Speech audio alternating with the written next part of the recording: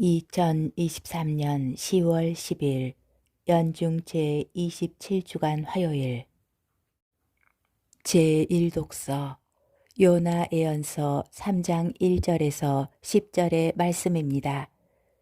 주님의 말씀이 두 번째로 요나에게 내렸다. 일어나 저 큰 성읍 니네베로 가서 내가 너에게 이르는 말을 그 성읍에 외쳐라. 요나는 주님의 말씀대로 일어나 니네베로 갔다. 니네베는 가로지르는 데에만 사흘이나 걸리는 아주 큰 성읍이었다. 요나는 그 성읍 안으로 걸어 들어가기 시작하였다. 하룻길을 걸은 다음 이렇게 외쳤다.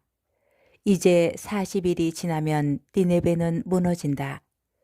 그러자 니네베 사람들이 하느님을 믿었다. 그들은 단식을 선포하고 가장 높은 사람부터 가장 낮은 사람까지 자루옷을 입었다.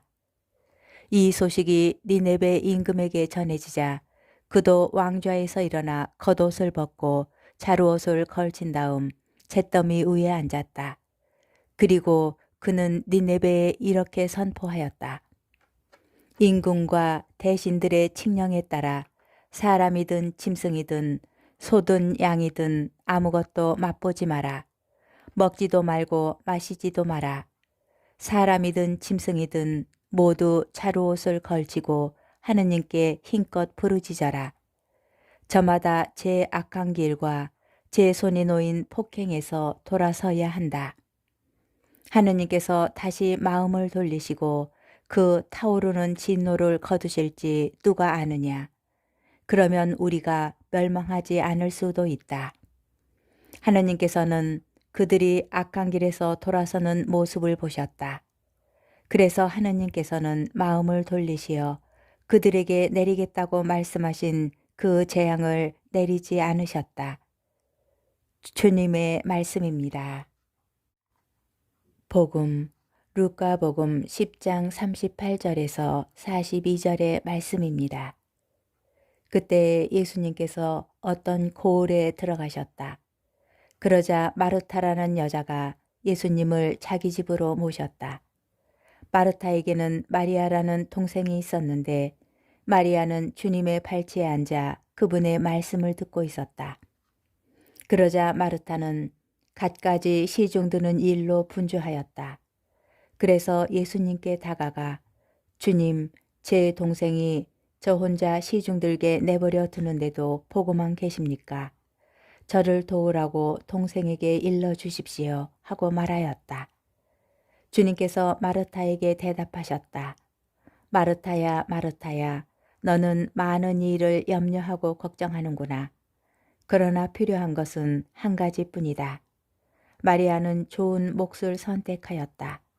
그리고 그것을 빼앗기지 않을 것이다. 주님의 말씀입니다. 오늘의 묵상. 오늘 복음은 예수님께서 예루살렘으로 가시는 여정에서 일어난 사건을 다룹니다.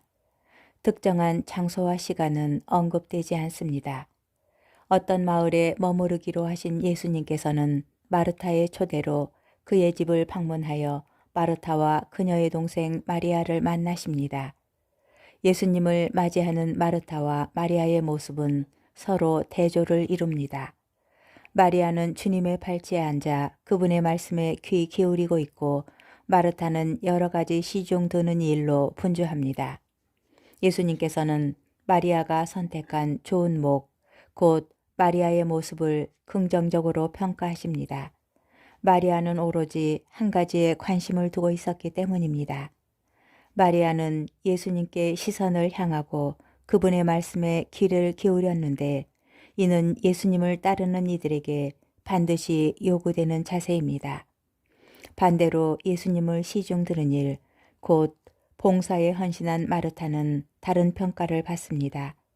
예수님께서는 많은 일을 염려하고 걱정하는 마르타의 모습을 지적하십니다.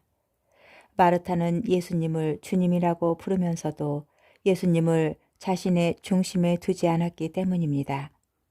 오히려 자신이 세워놓은 계획에 따라 예수님을 모시려고 하였습니다. 초대받은 예수님께 집중하였던 마리아와 달리 마르타는 예수님을 자기 집으로 초대하였지만 그분의 말씀을 경청하기보다는 그분을 그저 손님으로 모시려는 데만 마음을 쏟았던 것입니다.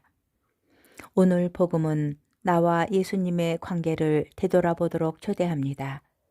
제자의 삶에서 주님을 중심에 모시고 그분의 말씀을 듣는 것이 핵심이고 그 밖의 모든 것은 2차적일 뿐입니다.